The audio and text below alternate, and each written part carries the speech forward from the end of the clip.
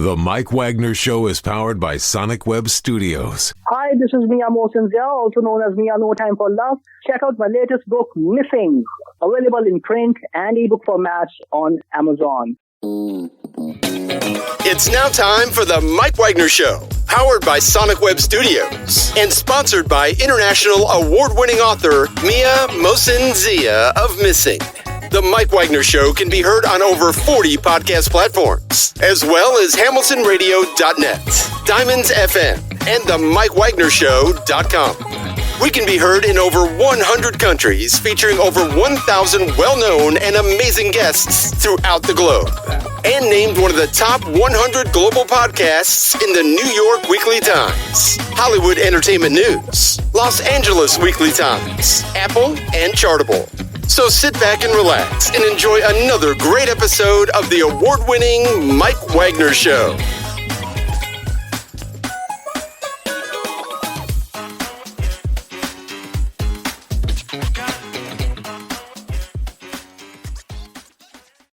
Hey everybody, it's Mike from the Mike Wagner Show, powered by Sonic Web Studios and brought to you by our official sponsor of the Mike Wagner Show, international warring author Mia Mosinzia of Missing, available on Amazon and paperback and ebook. We're here with a terrific lady who is an animal communicator and a healing expert and consults with people, animal rescue, sanctuaries worldwide, and how to save, heal, and also treat their own animals, as well as some trust, and also saving, rehabbing, and communicating with animals since as a child at 6, began her work at 7, working with baby birds, and 11, she began working with families, solving behavior and training issues with all kinds of pets, and also founder of Rover Rescue, and also the Gentle Barn, a not-for-profit organization, and also a book called My Gentle Barn, and also being the animal matchmaker. And how she does it, we'll find out just 1 minute. Live, ladies and gentlemen, the Plus Studios in beautiful downtown Los Angeles, the multi-talented animal communicator, healing expert, and author of the book, My Gentle Barn, creating a sanctuary where animals heal and children learn to hope, and also be the animal matchmaker. And talking about the Gentle Barn. Ladies and gentlemen, the multi-talented Ellie Laks. Ellie, good morning, good afternoon, good evening. Thanks for joining us today.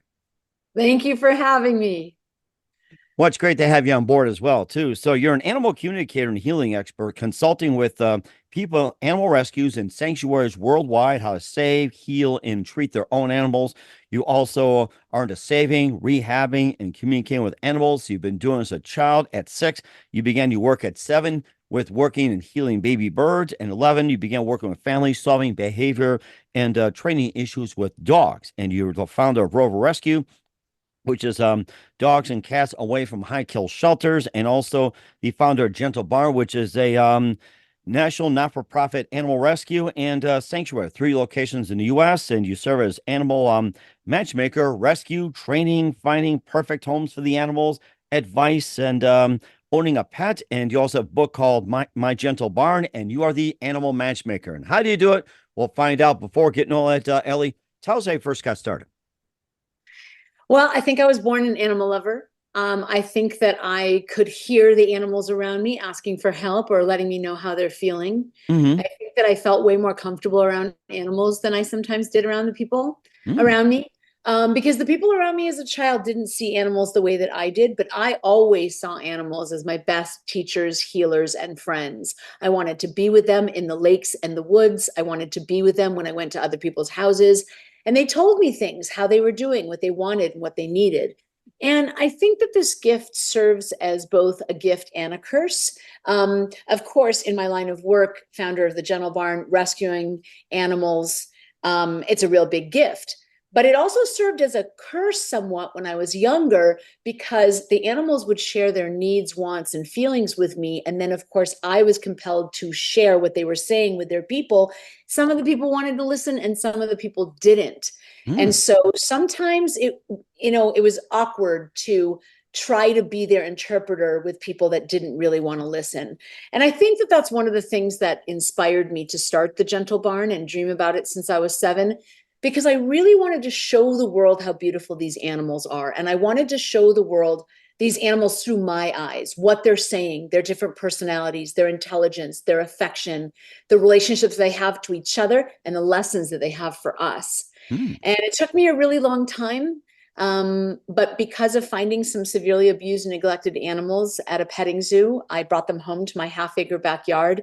And before I realized it, I knew that I had started my dream. Wow. The Gentle Barn went on to become a national organization. Like you said, we're located in Los Angeles, California, Nashville, Tennessee, and St. Louis, Missouri. We have collectively over 3 locations, about 200 rescued animals. Wow. And we specifically take in animals that are not adoptable, animals that are too old, too sick, too lame, or too scared to find homes.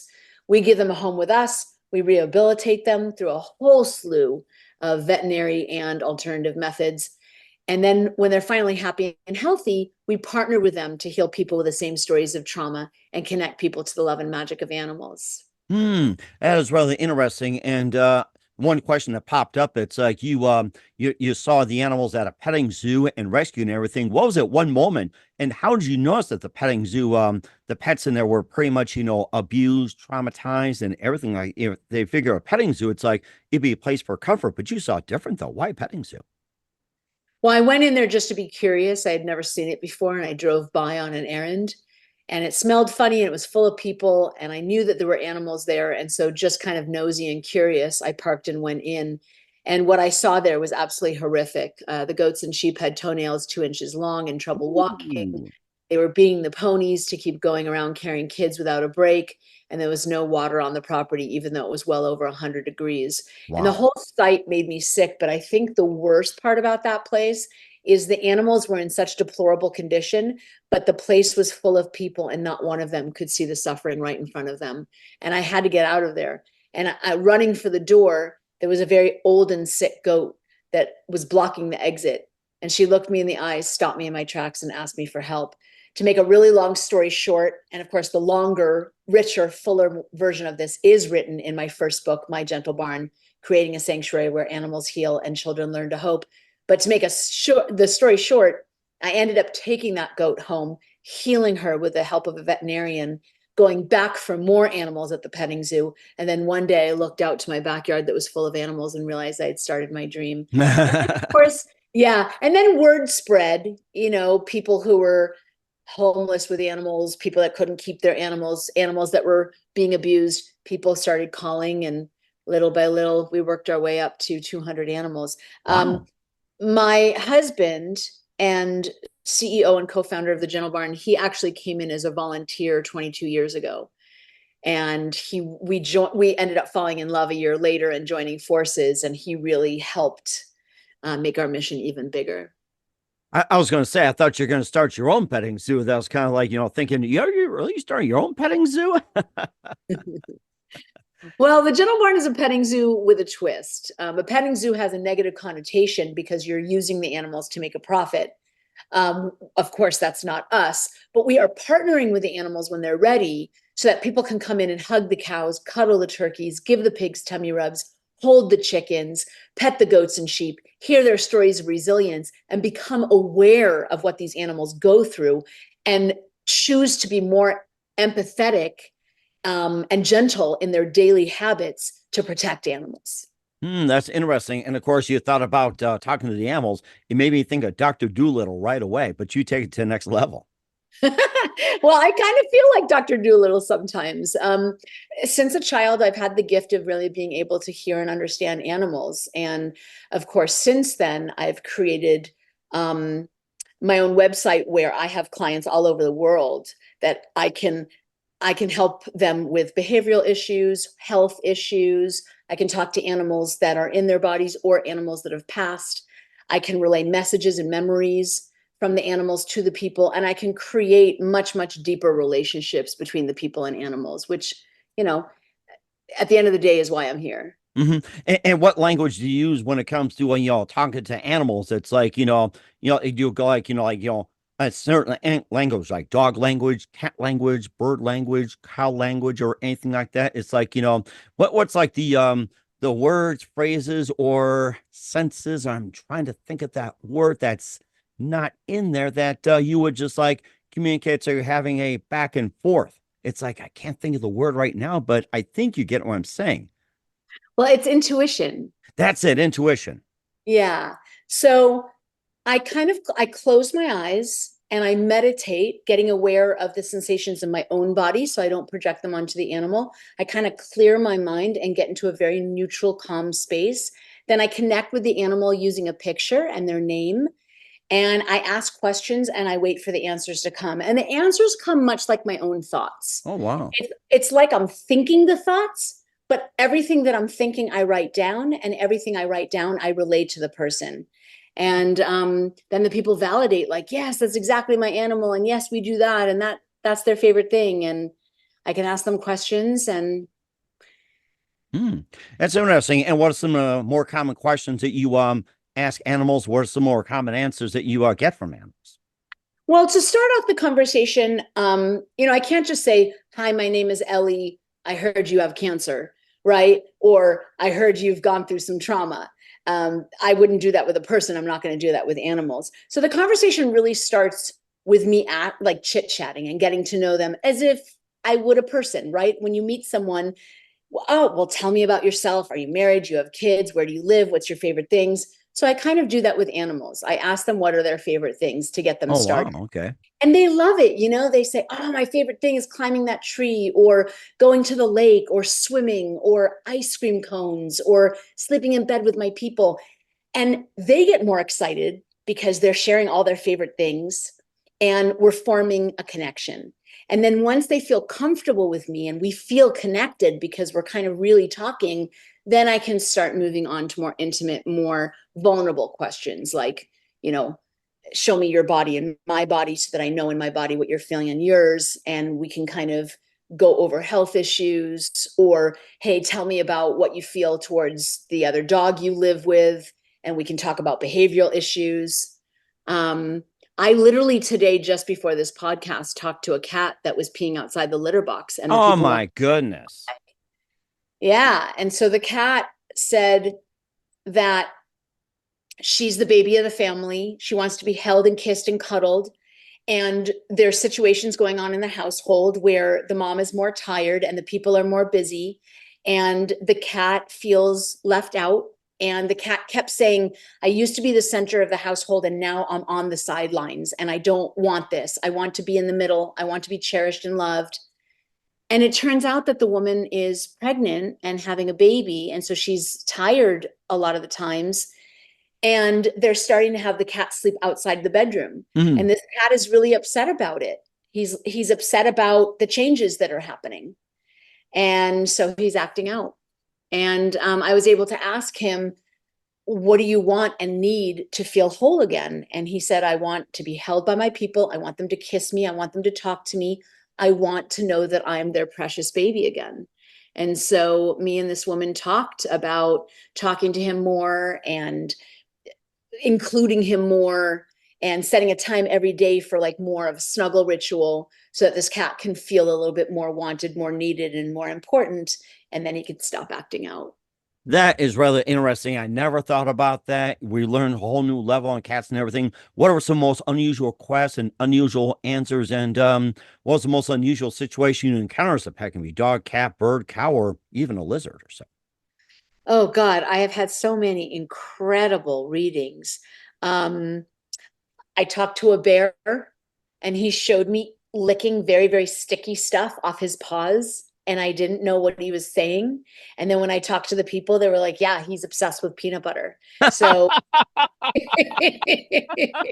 so he'll take big scoops of peanut butter and lick it off his paws. Oh, peanut butter. I like that. I'm sure Yogi would be impressed. Yeah. Oh my gosh. I talked to a dog once who was ripped away from his mom at a very, very young and tender age. And he was so traumatized by being without her and going through the trauma of growing up in multiple different homes that he actually said he didn't want to live anymore. He said that he wanted to find peace and he didn't believe that he ever could find that peace with humans. And that was a really sad and painful situation. And because of his pain and struggle, he had actually developed brain cancer that I later learned. And in a few weeks, he really did get his wish, and then they helped him out of his body so he could find peace. But what I really learned is these animals have the same emotions, needs, and wants and personalities that we do. Some are extroverts, some are introverts, some love to talk a mile a minute, some are very quiet, and you've got to ask a lot of questions to pull information out of them. Some are jealous, some are very generous. Some are teachers and want to tell their people that they need to meditate more and get off their phone. And some of them just want to be active animals, and they say, come on, let's go hiking, let's go throw a ball around. I think the most unusual story that I've ever had was I talked to a cat. And when I talk to animals, I get their picture, their name, their gender, their age, how long the people have had them, and who they live with. That's it. There's no other information that I get. Mm-hmm. And I had this lovely chat with this beautiful cat that had passed away. And the cat in the reading told me that she was murdered, and she showed me how. Oh, wow. Yeah. And ended up, when I called her mom, ended up verifying that that was indeed true. And the only message that she kept repeating over and over and over again for her mom was she has to forgive him. She has to forgive him. There are secrets of the universe that we'll never understand, and she needs to move on with her life. And that session, I think, was very helpful for her mom. Wow, I guess that takes 9 lives to a whole new meeting. I was thinking about that. 9 lives, yeah. Yes. Yeah. And of course, you having a Gentle Barn as well, too. Natalie, you're the founder of Rover Rescue and the Gentle Barn. You have a book called My Gentle Barn, and how gentle is a barn? We'll find out with Ellie Laks, the animal matchmaker. But first, listen to the Mike Wagner Show at the mygentlebarn.com, powered by Sonic Web Studios. Visit online at sonicwebstudios.com for all your needs. Looking at a professional website without breaking your budget, Sonic Web Studios is the answer. Sonic Web Studios offers fast, affordable custom web designs that blow the competition away. Call today, 1-800-303-3960. It's 1-800-303-3960. Or email to support@sonicwebstudios.com. Mention Mike Wagner Show, get 20% off your first project. Sonic Web Studios, take your image to the next level. Also, time to give official shout out to our official sponsor of the Mike Wagner Show, international warring author Mia Molson-Zia. If you love fast-paced mysteries, you love Missing by Mia Molson-Zia, available on Amazon and paperback and ebook. Missing is fast-paced and intriguing with an unforgettable twist. Takes place in 4 countries, 2 strangers, 1 target, where truth is illusion and those who love be the first go missing. It's available on Amazon and paperback and ebook. Missing by Mia Molson-Zia has garnered great reviews. And Eve 11 enjoys about how its celebrities, including Joanna Cassie, Forbes Riley, Eminem. So grab your copy today for Girls Missing by Mia Molson-Zia, available on Amazon.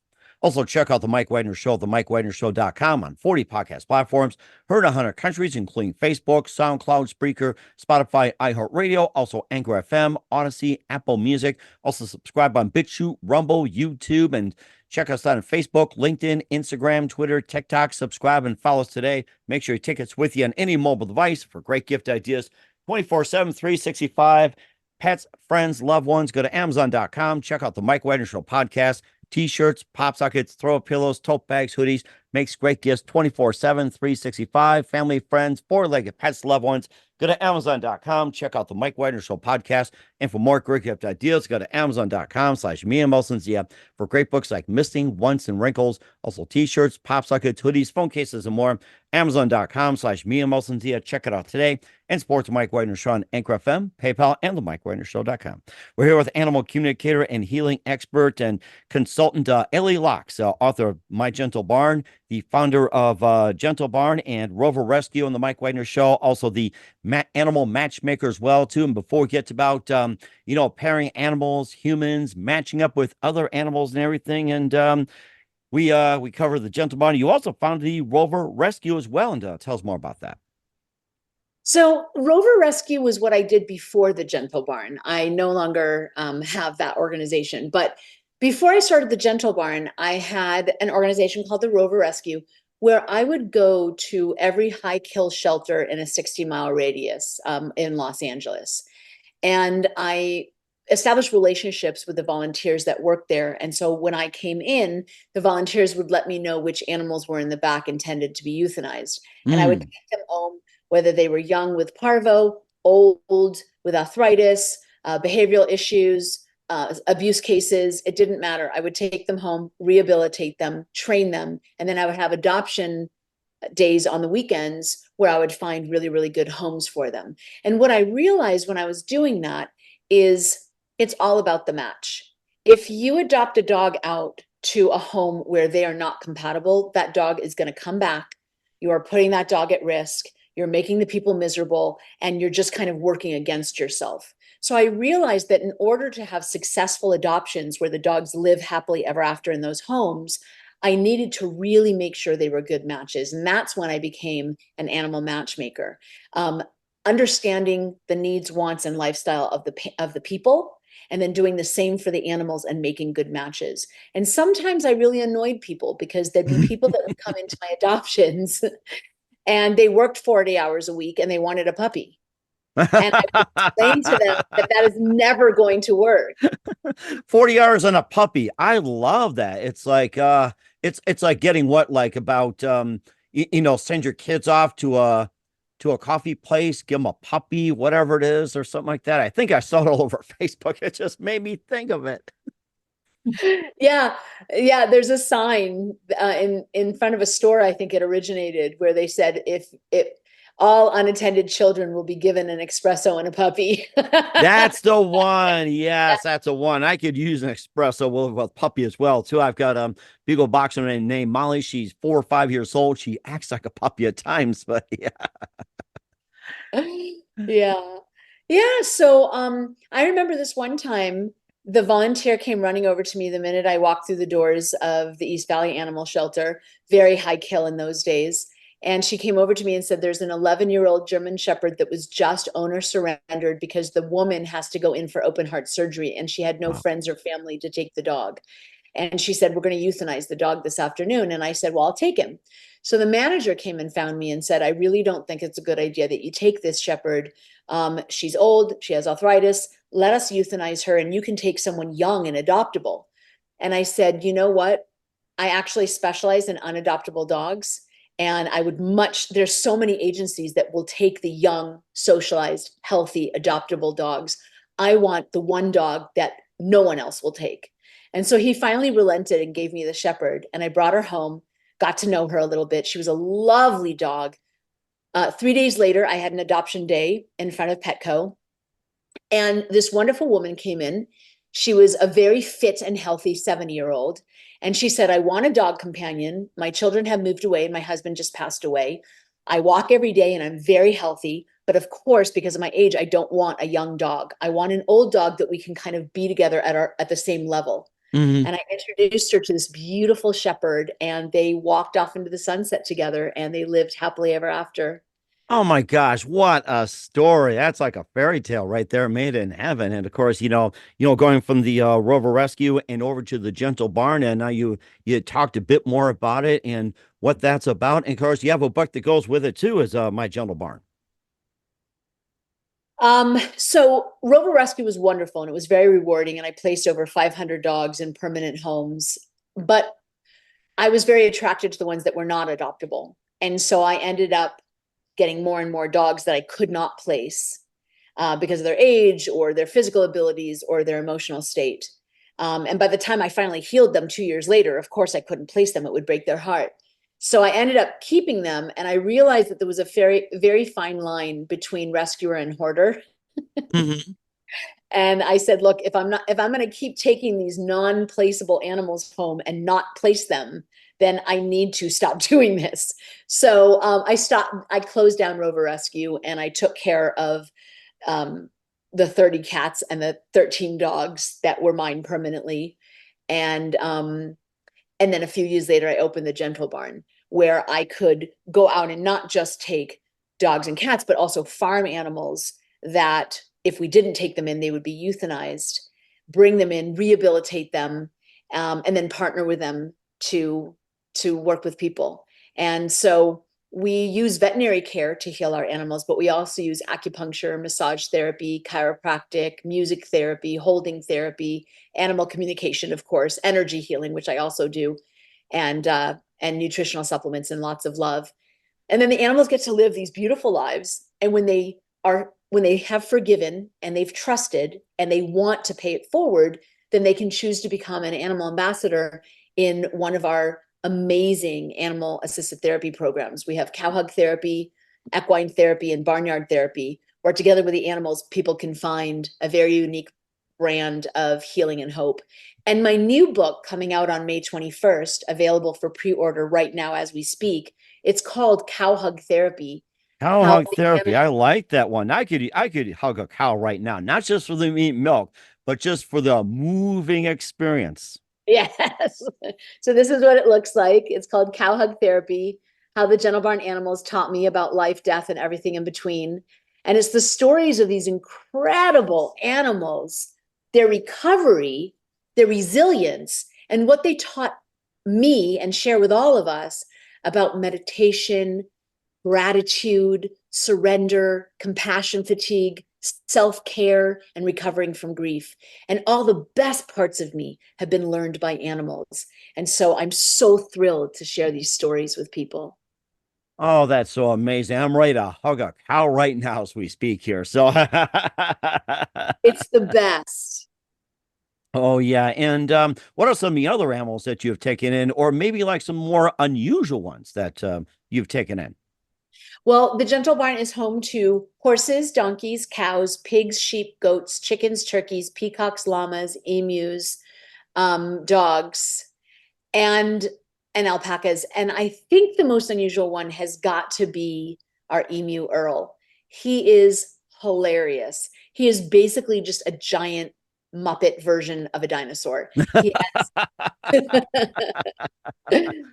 He has dinosaur feet. He has bright orange eyes. And every winter he becomes a flirt machine, and he circles around people and he follows them, and he becomes very flirtatious and charming. And he's really lovely. Maybe he's that one from Liberty Mutual. Is that the one right there, Limu or something? So, That is an emu, not our Earl, but yes, it is an emu. oh my gosh, that's so amazing. Makes me want to hug an emu as well too. Bring those two together. I could see something like that. But of course, yeah, you see a lot of animals. They're bright, they're fluffy, wonderful, but also cute as well too. And of course, people like, oh, this is so cute, but maybe a bit of advice about some animals are cute, but then some may not turn out to be. Well, I mean, yeah, they all have their different personalities. We have a turkey named Stellar. I call him Meep, but his real name is Stellar. And he was hatched here at the Gentle Barn. So we have a no breed policy, and we collect the turkey and chicken eggs because if we have room for a new animal, we're going to save one and not make one. But somehow his mom, Brave, eluded us. And by the time we discovered she had an egg, it was inhumane to take it away from her. So it was the first ever turkey hatched at the Gentle Barn and raised right here in the office. And he was a little teeny tiny fuzzy little guy. And he was so cute. And he would perch on our shoulders and sleep in our arms and come running for treats and sleep under his mom's wing. And he was absolutely precious. Well, 5 months later, he grew into a big, handsome male turkey. And Wow. he puffs up his feathers and he walks around trying to get everybody to notice him and to tell him he's handsome. And every once in a while, he likes to go up to somebody and just pop him in the shoulder. Well, don't do that around Thanksgiving, though. He'll take it the wrong way. So No, he's always safe here at the Gentle Barn, but we definitely need to instill some better manners in him. And of course, they say that people would come with dogs and everything. And of course, some people like one dog, two dogs, three dogs, and everything like that. Maybe just a bit of advice. Taking one dog is okay, or maybe two, three, four, or anything like that. And maybe a bit about that. Older dogs, younger dogs, and good choices, bad choices, everything like that. I like to think of getting an animal like getting a kid. If you're home, if you're a stay-at-home parent and you have all the time in the world to exercise them and potty train them and give them individual attention, then I guess it's up to you to create that limit. Is it one dog, two dogs, three dogs? I mean, for 23 years, I had 8 dogs, but I was home all the time. I hiked them twice a day. I was always observing what they were doing and there to support them. So it worked. But for the average person that's very busy and has a full-time job outside the home, obviously 8 dogs is a lot to handle. So, like I said, if you're home and you have all the time and attention, then you can raise a lot of kids and you can really support them. And you can also handle puppies too, because you're home with an infant. But if you have a full-time job, then I would probably recommend that you not get a puppy, unless, of course, you're going to enroll that puppy in doggy daycare or have a full-time dog walker. Instead, I would suggest, if you have a full-time job, getting 2 adult dogs. They can keep each other company, they can chill out while you're gone, and be happy to see you in the evening when you come home. It's all about making the right match. And I also want to say this. A lot of people have the notion that getting a puppy is more certain because you start at the beginning, you raise them from a baby, and the love and the trust would be more certain that way. But I want to let listeners know that animals change when they hit sexual maturity, just like teenagers do. Mm-hmm. And so you can have a lovable puppy, but number one, you don't know how big they're going to get, because if they're a purebred, I guess you do, but if they're a mutt, you're not certain how big they're going to get. And once they hit sexual maturity, their personalities are going to change. So if you have elderly parents or young children and you need to rely on someone that's going to be gentle and maybe not so big, don't get a puppy, because with a puppy comes the element of surprise.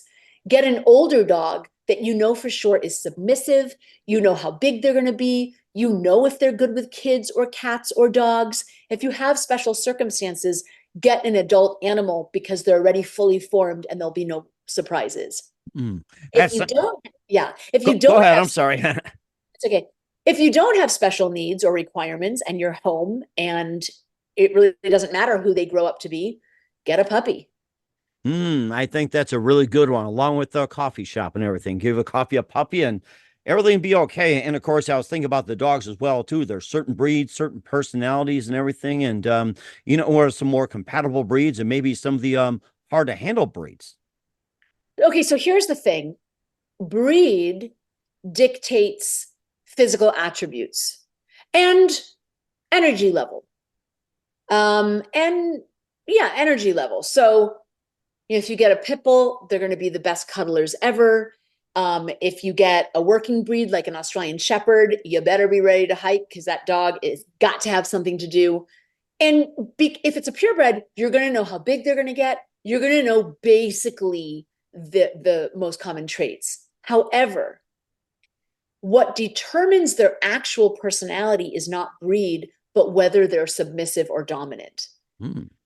You can get a dominant dog of any breed, like a golden retriever, like one of the best dogs with kids and best dogs with everybody, and they're loved. If they're dominant, they are going to boss around a child. They are going to tell other dogs what to do. They are going to be prone to, maybe getting into fights because they're going to be dominant.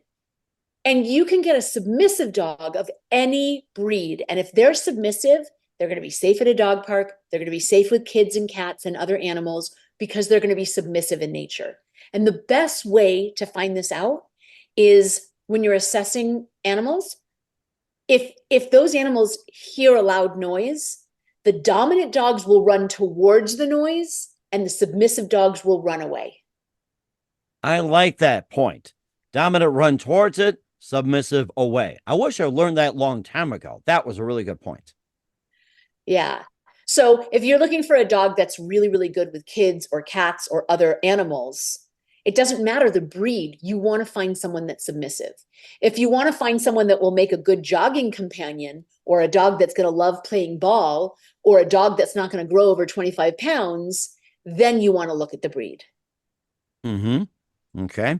All right. That certainly makes sense. And of course, you being a matchmaker as well, too. And how do you match animals with people, animals with animals, animals with others? We'll find out just a minute with Ellie Laks of the Gentle Barn. You listen to the Mike Wagner Show at the mygentlebarn.com, powered by Sonic Web Studios, and brought to you by official sponsor of the Mike Wagner Show, international warring author Mia Moses the Missing. We'll be back with the founder of Gentle Barn and animal matchmaker, animal communicator, Ellie Laks, after this time. The Mike Wagner Show is powered by Sonic Web Studios. If you're looking to start or upgrade your online presence, visit www.sonicwebstudios.com for all of your online needs. Call 1-800-303 3960 or visit us online at www.sonicwebstudios.com to get started today. Mention the Mike Wagner Show and get 20% off your project. Sonic Web Studios. Take your image to the next level. Hey everybody, my name is Forbes Riley and I'm an American actress and a TV host.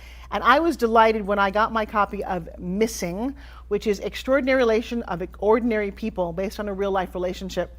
It's well written. It's amazing. You know, it talks about a man who has lost his wife and his daughter, and it's very well done. I'm going to highly recommend that you go get your copy of Missing. It is a powerful, exciting read. Mr. Mian Moshe Zia. He is the author of Missing. And I want to give a big shout out and a kiss all the way halfway around the world to my dear friend. Check him out at Mia's website. It's called www.miamotionzea.com. Missing, available on Amazon. Again, I'm Forbes Riley, and I will see you again soon. Bye-bye. Hey, this is Ray Powers, and boy, are you in luck. Right place, right time. Tuned in to the Mike Wagner Show. You heard me. We're back with my Gentle Barn's Ellie Laks on the Mike Wagner Show, animal communicator, healing expert, and more, and also a matchmaker as well, too. And of course, you think of matchmaking, dating services, and everything like that. And of course, not just pairing up animals with people, but animals with animals, and that's a really nice gift. Yeah, so a lot of people will get their first cat or their first dog, and then after a while, they decide, well, maybe they want a companion. And sometimes it goes really well. Sometimes that animal is so receptive and the addition makes everyone happier and it works really well. Sometimes it does not work out because the first animal is jealous, or maybe the second animal is aggressive, or maybe there's some fear-related issues. It's not always a happy ending. So I would suggest that if you have an animal and you're thinking about getting another animal into your family, the first step is I would go to ellielaks.com and schedule a animal communication session. Let's ask your first animal if they even want a companion or who they want. Because sometimes they'll say, oh my God, I don't want another animal. I don't want to share the attention. I want mom to myself or dad. Other times they'll say, I would consider a companion, but I really don't want someone too big, or I don't want someone too bossy, or I don't want someone too playful. So get your first animal to even tell you if they want a companion and what companion they want. Once you've figured out that they do want a companion and who they want, then you can look at other animals and set up an introduction. It also helps if you're looking at the second animal to get an animal communication with them too, because your first animal might want to share their household, but that second animal might have some past trauma or some fear issues or some behavioral issues that they might come into the home and really disrupt it. So let's talk to those animals and make sure that emotionally they're compatible, and then move along to introduce them nice and slow. I would also recommend avoiding triggers like having toys and treats on the ground that they can fight over, feeding them in close proximity in the beginning, because you're getting to know them. You want to make sure that territory, everything like that. That's understandable too. It's like, give them, their own separate bowls, separate water dishes, separate, whatever too, litter boxes, toys, everything like that. And even for like backyard, their own space. Yes, they need their own space and they need a lot of bonding time. New animals really need a lot of time to adjust because you don't always know where they come from and what they've been through. Now, of course, animal communication can help you because we can ask the animal where they've been before you met them. And then they can let you know what they've been through, what their triggers are, and what they're working through. So that's really, really helpful. But a lot of people take in new animals and they think, oh my God, there's going to be harps and violins playing and it's going to be love at first sight. And sometimes it is love at first sight. And other times it takes 3 to 4 months for that animal to settle in, recover from what they are going through, learn to trust you, and adapt to your routine. So they're not two-dimensional objects. They're just as alive and full of personality as you and me. Give them time. Don't have those high expectations at first. Bring them in, get them used to you, talk to them, love them, give them the time that they need, and that relationship can blossom into a love affair of all ages. That is a perfect way to have a nice relationship. So if you have a cat and, of course, barking up the right tree, the dog as well, too, that's beyond the woof right there. So it's great. And where can we find My Gentle Barn, the Gentle Barn Foundation, and where can we find all your works at? Well, people can check out the Gentle Barn by going to gentlebarn.org. They can press visit and see and find a location nearest them and sign up for coming out on an open to the public Sunday, coming out for a private tour or a field trip, or a cow hug therapy or one of our other therapies. They can find us on all social media platforms, including YouTube, by just going to The Gentle Barn on Instagram, Facebook, Twitter, TikTok, and YouTube. People can donate to help us rescue even more animals and heal more hurting humans. And people can do something really fun, actually. They can go to the website, gentlebarn.org, press animals, and they can see the majority of our animals' faces and read their stories and pick an animal that really stands out to them and then sponsor them once a month. And in exchange, get a new picture and an update of how they're doing each month and feel like they have an intimate relationship with a horse, a cow, a pig, a chicken, a turkey, an emu. and of course, there's always cat pictures, thanks to Instagram as well. Oh, yes, absolutely. And of course, we can find all that at gentlebarn.org. We're here with Ellie Laks of the Gentle Barn and the Animal Matchmaker here on the Mike Wagner Show. Just a few more things, Ellie, and what else can we expect in 2024 and beyond? What am I expecting in 2024? Correct, yes. Well, I don't know about what I'm expecting, but I know what I'm praying for. I am hoping and praying and dreaming of a more peaceful world where animals can be heard and seen and respected. They can be free to fall in love and raise and nurture their babies. And we can have a kinder humanity that really sees animals for who they are. And certainly indeed as well. Who do you consider biggest influence in your career? Every animal that I've ever been honored and privileged to meet. They have all made me the person I am today, and they've all taught me huge life lessons. And certainly indeed. What's the best advice you can give to anybody at this point? Be gentle, be kind. We're all the same, even though we look different. And be perfect as well. Yeah. And certainly indeed. Well, once again, we're with Ellie Laks of the book My Gentle Barn, also Animal Matchmaker and founder of the Gentle Barn here on the Mike Wagner Show. Ellie, a very big thank you for your time. You've been absolutely fantastic. Learned a lot from you. Looking forward to having you again soon. Keep us up to date. Keep in touch. Love to have you back. And once again, what's your website? How do people contact you? Where can people purchase a book? Check out your works. And how can we help? So go to gentlebarn.org, but also people can book an animal communication session, read more about how it works, and find my book at ellielaks.com. ellielaks.com. We'll certainly check that out. Once again, Ellie, a very big thank you for your time. You've been absolutely amazing. Looking forward to having you again soon. Keep us up to date. Keep in touch. We'd love to have you back. Wish you all the best. And Ellie, you definitely have a great future ahead of you. Thank you for having me. The Mike Wagner Show is powered by Sonic Web Studios. If you're looking to start or upgrade your online presence, visit www.sonicwebstudios.com for all of your online needs. Call 1-800-303-3960 or visit us online at www.sonicwebstudios.com to get started today. Mention the Mike Wagner Show and get 20% off your project. Sonic Web Studios. Take your image to the next level. Hey everybody, my name is Forbes Riley, and I'm an American actress and a TV host.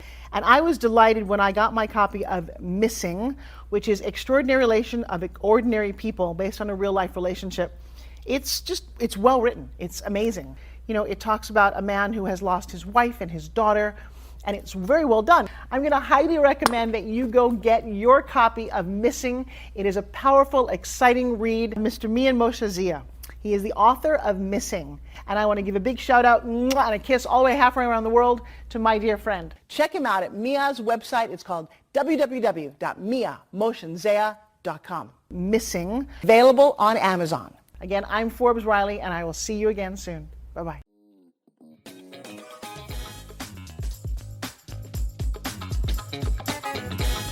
Thanks for listening to The Mike Wagner Show. Brought to you by international award-winning author Mia Mohsen-Zia of Missing.